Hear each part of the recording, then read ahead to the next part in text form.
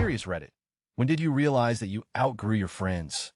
Story 1. Every activity consisted of getting face drunk on weekend nights. Anytime I brought up any activity that was in the morning or afternoon was always a no-go.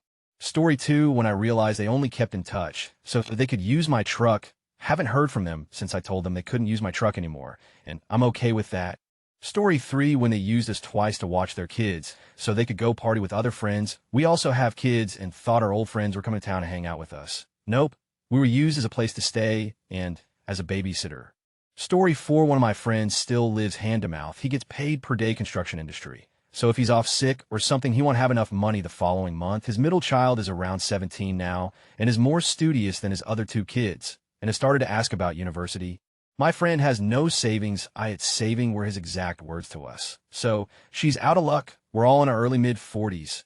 Story 5. When I decided that I no longer want to live the same life as they do. And when I shifted my mindset from thinking and believing all the bitterness and negativity that they feed each other for years, and instead went into completely opposite direction, that made us grow distant and made us cut ties very soon after that. Story 6. I quit drinking, which is by no means the reason I outgrew them. Sobriety doesn't necessarily translate to maturity, but I found that without drinking, there was a good chunk of people whose priorities were drinking that I really didn't have anything in common with other than drinking, and eventually we drifted apart. I miss them every once in a while, yeah, but for my own sake, I don't regret making a call. Story 7. A few months ago, I was in my hometown, and it happened some of my high school friends were too. So we all got together for dinner, and they literally talked about all the same things they did in high school, told the same jokes, gossiped about the same people. It was like we'd gone back 6 to 7 years in time. I just kind of realized I'd degrown, changed, and moved on, but they hadn't. Story 8. I matured and grew up. They stayed at home and said they'd figure their future out later. Now I'm making good money at a young age, living a stable life, and they're still at home. Story 9. When they never made plans around their work schedules. If they got invited to something, they'd literally just not go to work and go with other friends. They're still bouncing from job to job and are living with friends' boyfriends. It never made sense to me and still doesn't. Story 10. Honestly, when many of them started having kids, everything was baby this, baby that. Don't you want to see my baby? Don't you want to hold my baby? Isn't my baby the most precious thing you have ever seen? No, it's not. Anytime I sew and I would make plans, would invite others. But then they'd try to change them. Oh, little Johnny won't be happy there. We should go to insert family-friendly restaurant instead. Oh no, we couldn't bring little Daniel to a rock concert at her age. Who said the kid was invited? Get a sitter. We're going regardless of whether or not you are. We just wanted to invite you to come with us. If you can't, sorry, but we're not changing our plans because of your child. The final straw came when we were having our annual summer barbecue. This is an event that involves fireworks, alcohol, smoking, loud music, firearms, and adult context. One of our friends told us how excited she was for it, then handed us a list of baby proofing we would need to do for her child, including no firearms, no alcohol except in the garage, and no smoking. So try to be polite and inform her that was not anywhere within the realm of reason. So she tried going to me instead. My reply was basically to laugh at her. She informed us if we couldn't make the atmosphere family appropriate, she wouldn't be attending. I told her she would be missed and hoped she could find a sitter for next year. After that, we noticed we just didn't have much in common with our friends who are now parents. So we started hanging around people much younger than us, no kids, much older than us kids out of the house, or other child-free couples not exactly common in Kentucky, but found we have much more fun. So maybe they more outgrew up than we outgrew them, but tomato, tomato. Edit for those worried about mixing alcohol and firearms. The firearms are only used under my direct supervision, and we have a breathalyzer. If you blow anything over 0.24x below the legal limit, or refuse to blow, you are not allowed to handle firearms, and before I start drinking, the firearms go away for the day, locked in storage room. Story 11. When she would make fun of people right in front of them. We were in our late 20s, and my friend would still be making fun of people who were awkward or nerdy like we were still 14. She would act like she was trying to be discreet, but the person could totally see she was doing it. This was something that would make me uncomfortable when we were teenagers, but I still found it hilarious. As an adult, though, it made me sick to my stomach being a part of that kind of cruelty. I decided not to hang out with her anymore. Story 12. I wouldn't say I outgrew all my old friends. Just one, he either didn't mature enough or didn't develop any new interests since I knew him in high school. Sure, I still love video games, superhero movies, anime, and other nerdy stuff in moderation. But I also like other things beyond that. And when I bring those things up in conversation, circle back to the old stuff, it gets old pretty fast. Story 13. When I stopped trying to get drunk and laid every day, Sometimes the things my friends said and did bother me. I have since found new friends through work, but sometimes we go out and I see my old friend sloppy drunk, still trying to pick up women. We pretend to be friends, but I think they know I'm not part of their group anymore. Story 14. People like to play off this realization as if it dawned on them that they have bad friends. For me, I like to think I gained a better understanding of my own personal situation in life and that I shoulder some of the blame for putting up with it for so long. Story 15. When I was calculating my cost of living expenses while they were all at a keg party with underage drinkers in the home of a 35-year-old man who lives with his parents. Story 16. I was 16. I came home from work and all my friends were in my room playing my video games, smoking weed, and enjoying themselves all day. While I was at work, they're still my friends, but I don't expect anything from them. Edit all of them either live at home with their parents or with a sibling. A few of them own houses, but their parents moved and sold them the house of. Story 17. Everyone was bitchy, had numerous mental health issues, and there were always problems with other members of the friend group. Not to mention, all activities revolve around alcohol, and then later, weed. I stopped hanging out with them outside of school before they started smoking weed, because I noticed that most of the alcohol at the parties was mine. I wasn't being paid for it, and by the end of the night, everyone was crying about how depressing their lives were. I decided I didn't want to be sad anymore, and started focusing on more positive things. I also hate parties. Story 18. When I realized that all he wanted to do was get high and have with me. Bro, your pregnant wife is in the next room. Stop trying to get in my pants.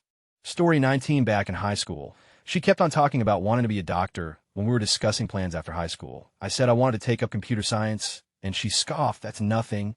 Over 20 years later, after becoming a doctor, she still thinks doctors are the most virtuous people and the best career in the world. And anyone who isn't a doctor is stupider and lowlier than her. Story 20. I was the only person in my friend group who went away for college. The other 3 of them stayed in our hometown and all worked at Rite Aid. I got a job near where I grew up after law school, so I was able to see them more. The difference in our life experiences was painfully noticeable. They would gossip about drama surrounding their new 17-year-old cashier and worry about having enough money to get a new game coming out. Meanwhile, I am a new attorney navigating a challenging job, saving for the future and student loan debt. We just couldn't relate at all. They're all good people, and we're still friends. We can talk about video games if we happen to share an interest in a particular one, but catching up with each other's lives and talking about our problems feels like talking to a brick wall, and I'm sure it feels the same for them. Story 21. We went a month without speaking, and I realized it was the most drama-free month I had experienced in years. I still check it from time to time because I still care despite myself. But I realized she was dragging me into her unhealthy patterns. Every week there was a new drama. I began to realize she was creating these situations for herself. She wanted me to be her emotional Sherpa. I wanted to do better for myself. Caring from afar is much better for my mental health. Story 22. When I left high school and all of them stopped communicating with me because they couldn't be bothered to, at least for me, my closer friends came from university. Story 23. I realized this when we would get into stupid little arguments about going a few days without talking, texting, or about me spending too much time with my significant other. I made lots of time to hang out with both my friends and partner. However, multiple friends over the years seemed to not appreciate the idea of sharing, if you will. Some of them expected our earlier days of friendship in our teens to carry on into our adult years. But I was trying to build a relationship and life of my own. I realized I was too mature to be friends with people who would ignore me for days, despite me reaching out to them to have a mature conversation about arguments. I can't be friends with people who want me to act 16 forever. Also, I can't be friends with people who gossip about other friends or post inappropriate on social media. Nope. Story 24. Not outgrew Percy, but going through the loop of getting diagnosed with thyroid cancer has shaken my perceptions of few friendships for sure. The entirety of some conversations was a WhatsApp message consisted of WTF, you have cancer, performed a Google search, thyroid, 98 curable, don't worry. Story 25. When it felt as though I'd gotten on Live's train and was headed to new destinations while they were content to stay back at the station, reading yesterday's newspapers. Story 26. I started climbing the career ladder, and they didn't. We were all poor college students with anti-authoritarian ideologies. I still don't like authority figures and loathe people who seek and abuse power, but I've busted my and worked for everything I have, and they stayed behind, never really trying to be anything other than complainers. My dislike for authority made me a shitty employee. So I started my own business, and guess what my old friends think of me now? I see myself as independent and unwilling to be bossed around. They see me as an authority figure because I'm a business owner. I have 0 employees under me.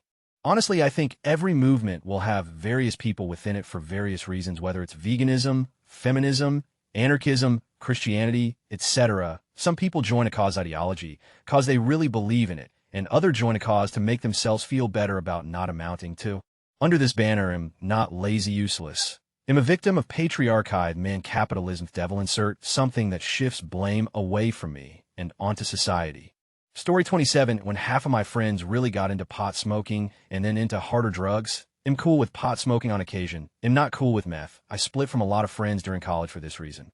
Story 28, I was past the being a lazy stoner part of my life, and friend want to stay there.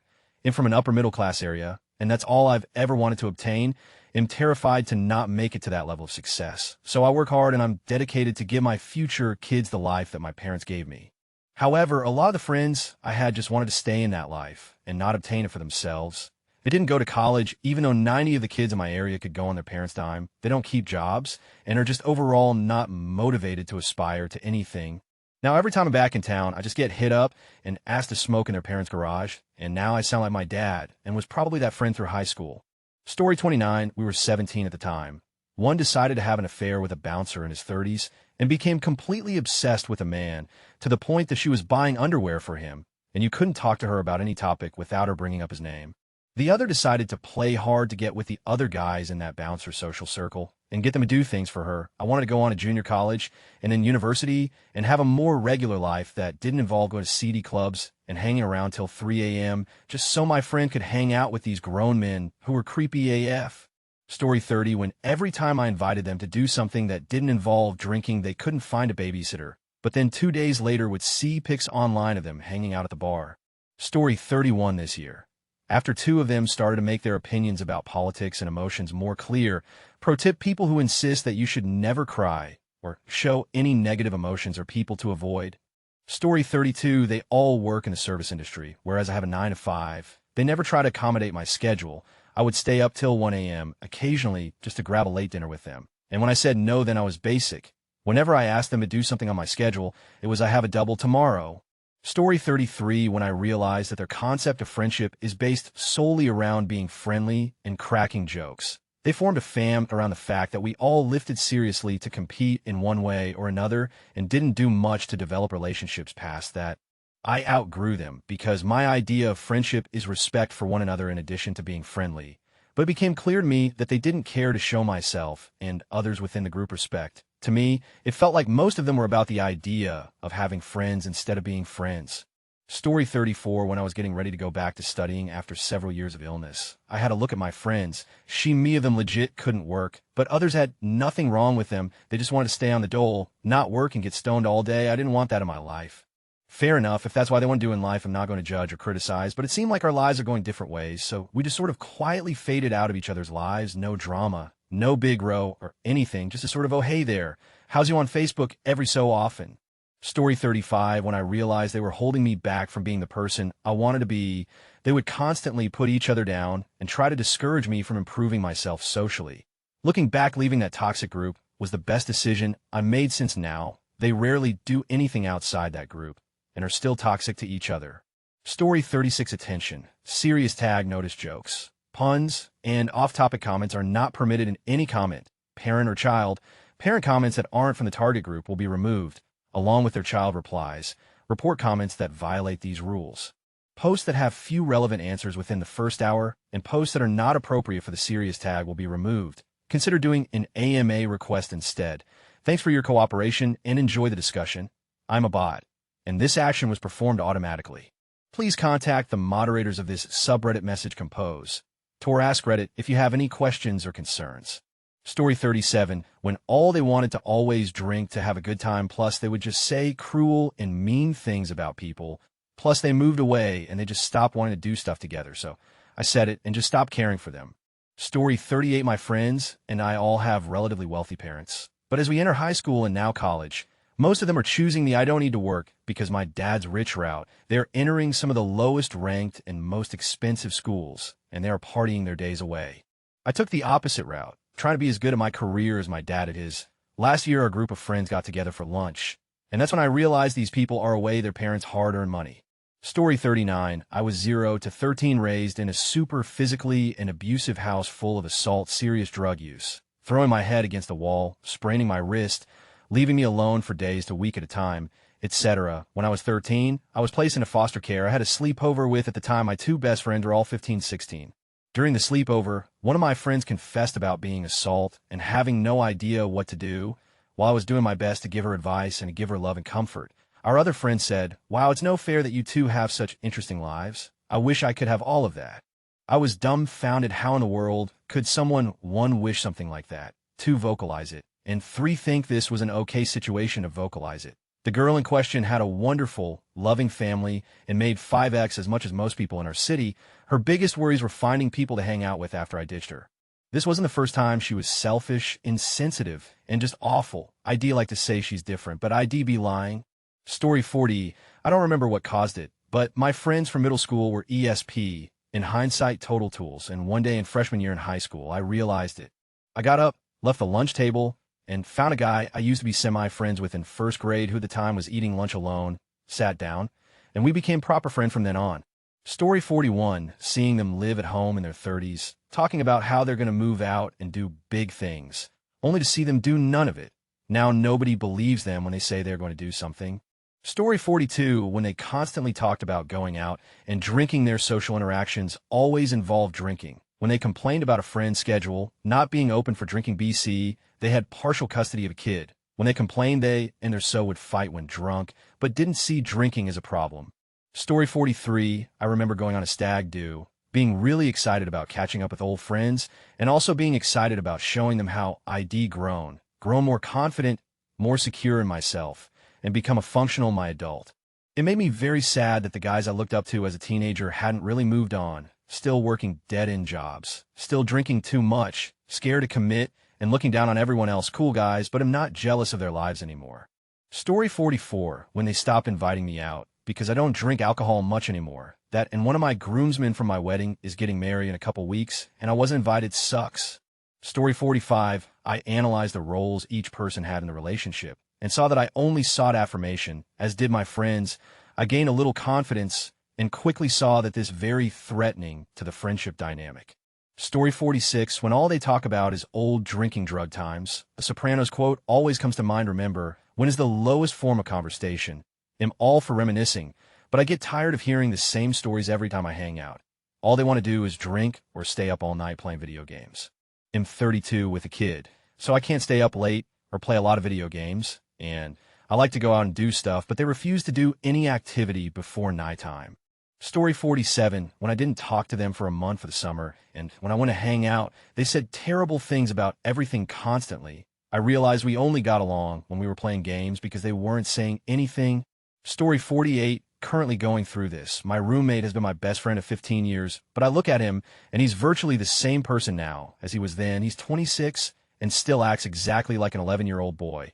It's frustrating that he has no ambition besides smoking weed and watching cartoons. His diet consists of nothing but sugary junk food and microwaved frozen foods. Story 49. Moved from small-town Michigan to Denver, saw potential in city life while these folks were settling for the jobs they started in high school. A few of them grew and moved eventually, but one of them is still working at that pet store. Story 50. It was years ago. Got up on a Sunday morning, walked into the living room, and the place was trashed and stunk of weed, smoke, beer bottles, stale pizza, and whatever else. I was the one that cleaned it all up for about the 50th time. Said to myself, I don't want to live like this anymore. Story 51. When they no longer wanted to do better for themselves. It sucks to see friends who had high ambitions just give up when they could have done great things. Story 52. I'm going through this right now, and it's incredibly difficult. We never text or talk anymore, and anytime we do, it's always 100 about them. We no longer live near each other, so on the off chance we do try and meet, it's more and more apparent that we have little in common anymore. They only seem to contact me now when they want something. They married someone I hate as well, and are now having a child, and I want absolutely no part in it. This year, they didn't even say anything on my birthday, but texted a sorry. Hope it was a good day. Over a week later, I haven't responded. I don't know what to do. I'm sure he'll get a baby shower invite soon, and I'm dreading it. Story 53. When their lifestyle became extremely high risk. It all started around the 5th grade when this new kid transferred into school, and he would give my friends these boxes that had some stuff in it, usually candy, and would make them start selling the stuff and give him back some of the money. At the time, I didn't think much of it. I know I didn't want to be a part of it because it sounded stupid that he would get my money when he didn't do much. Then we got to middle school, and 7th and 8th grade, they started hanging out together, wearing the same colors, and it was clear that they thought they were gangsta, and they started smoking weed. I was a part of the smoking part for a while, until I stopped. Then in high school, they were actually in a gang for real, and started selling drugs, jumping people, and using them. I cut them off officially when they got 20 people to jump this one kid cause he said something wrong. A few people told him wasn't to happen, so he ran away, and those 20 people were walking all over town just get him out. Eventually, a few of them died, either from gunshot wounds, drunk driving, stabbing, and overdoses. I grew up with those people, and everything was going great until the new kid showed. Part of me thinks he was just grooming them to become actual gang members since he had family that was part of it, and it's a shame they died before they could leave that life or become something of importance. Story 54, I had a small group going junior year of high school. It was me and 2 other people I had only gotten to know because we shared most of the same classes. I thought they were good friends for me until I realized I was dreading coming back from Christmas break because I would have to see them again.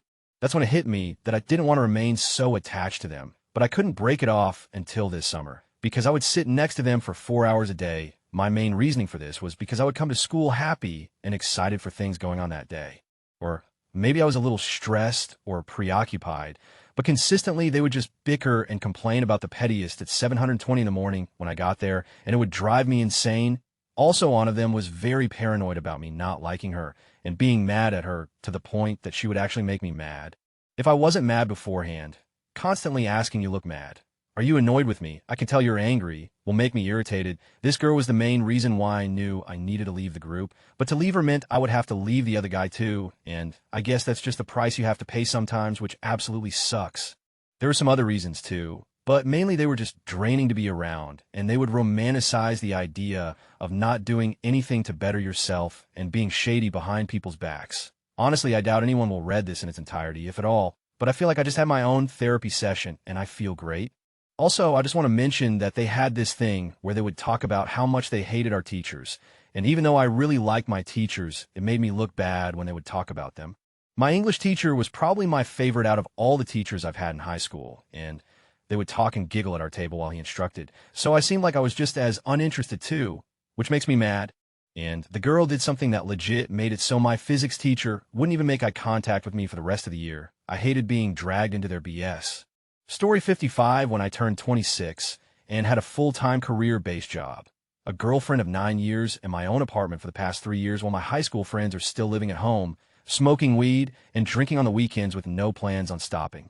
Story 56, when I realized I wasn't really their friend anymore. I was the token. Part of it was political, part of it was the fact that I was not the best student at all they cared all as, and I was a CS get degrees type. I ended up having to retry school and started to make myself more independent, while they went to college and still live with their parents every weekend.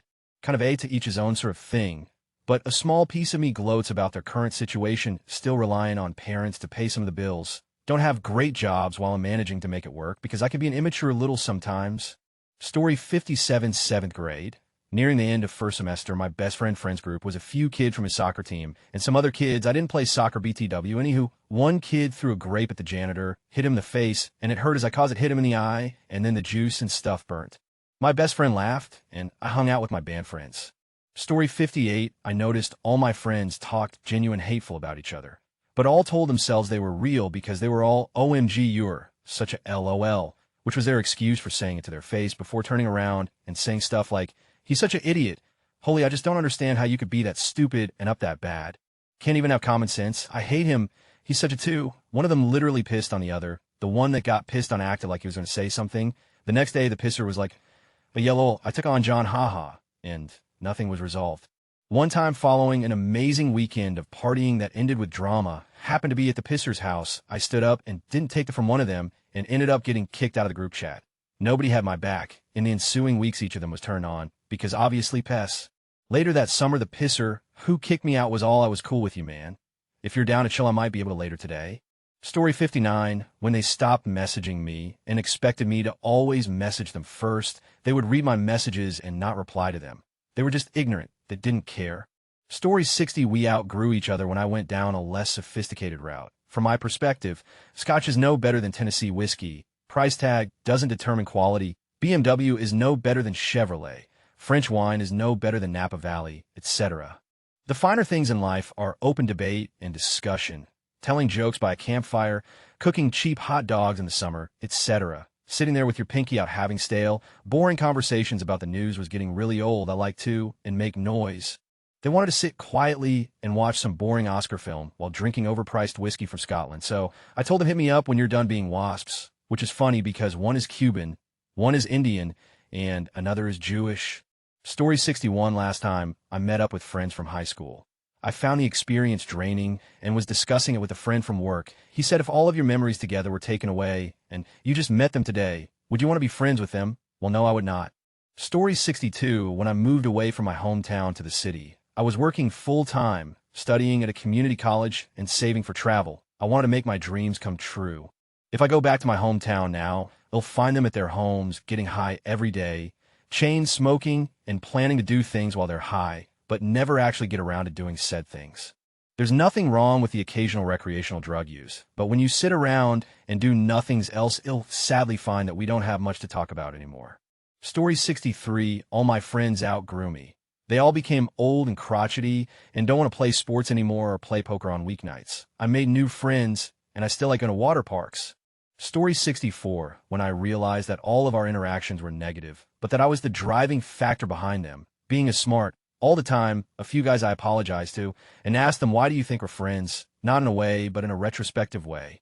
Would have a conversation about it, and come to an equal conclusion that we really weren't, and parted ways. Turns out that my history of getting on growing up turned me into a head teenage early 20s, and the fact that my best friend and I are compatible enough to be comfortable to be a little shitty to each other constantly. Not everyone is. Story 65, when I realized I was the only one who put any work into the relationship. So, I was wasting a lot of time and energy trying to remain friends that could have been used to meet new people, and their sense of humor was on par with a middle school boy still.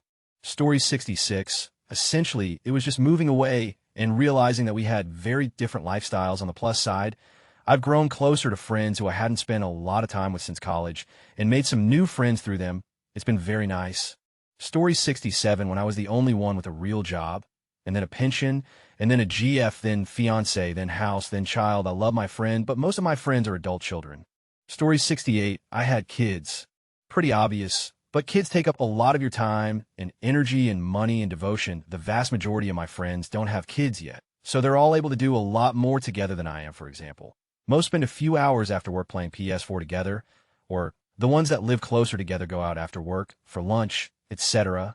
It sucks, but that's the price I paid for having kids younger, I guess. Story 69, not my friends. I've never outgrown them. I realized I'd outgrown my hometown when I went back to visit after a 5-year absence. It was like ID left in the middle of a conversation. Everyone had hit the pause button. Then when I returned, they just hit play again. Everyone was talking and complaining, mostly complaining about the same stuff. It was very strange. I don't think the town or the people in it have really changed at all in decades. Story 70, she just loved to shoot down whatever I did. Jobs, girlfriends, houses, cars, didn't matter. Always had something negative to say. Once when she was in the middle of nagging about something, I stopped her and said, "You were such a..." Her jaw dropped.